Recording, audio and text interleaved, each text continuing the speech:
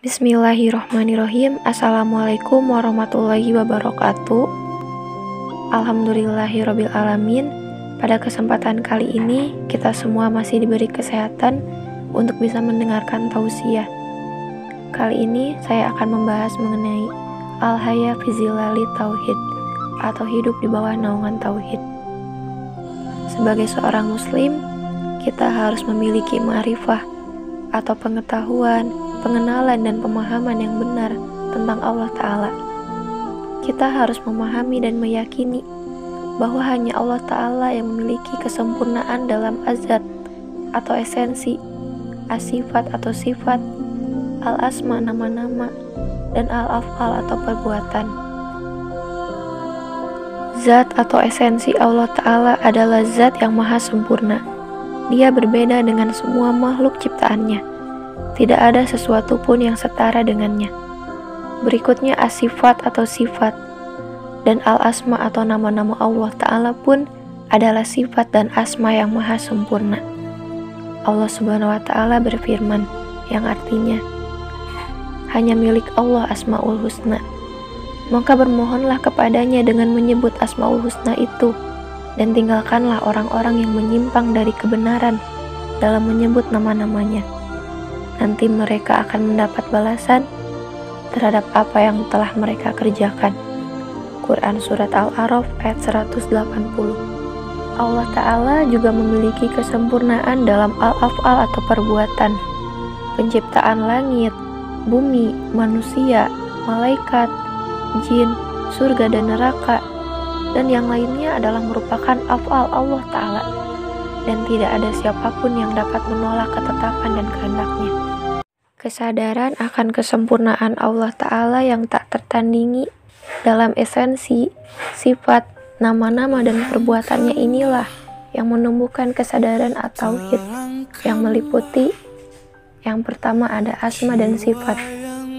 Dalam hal asma dan sifat, ia yakin bahwa hanya Allah yang memiliki nama-nama dan sifat-sifat sempurna.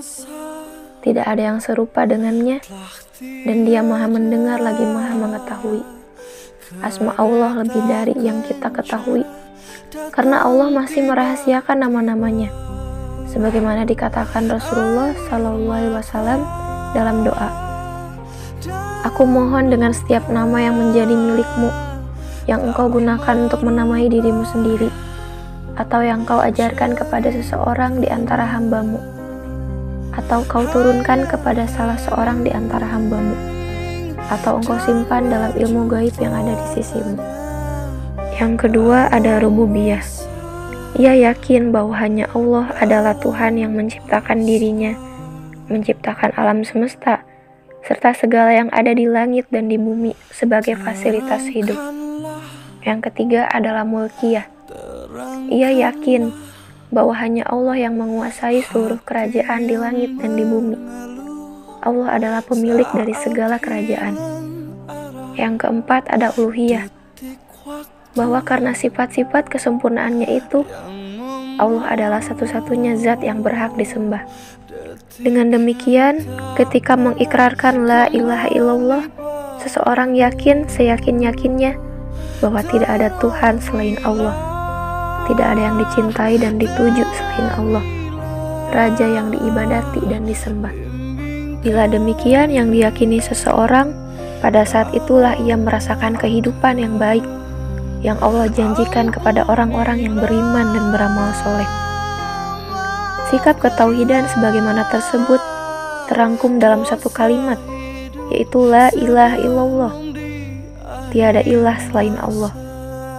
Maka seorang muslim yang hidup di bawah naungan tauhid adalah mereka yang menjadikan Allah sebagai mahbuban atau yang dicinta, menjadikan Allah Ta'ala sebagai roban maskudan atau Tuhan yang dituju, menjadikan Allah sebagai malikan muta'an atau raja yang ditaati, dan menjadikan Allah Ta'ala sebagai ilahan ma'budan atau Tuhan yang disembah. Dengan hidup di bawah naungan tauhid seperti inilah, manusia akan terbimbing ke arah hayatun thayyibah atau kehidupan yang baik.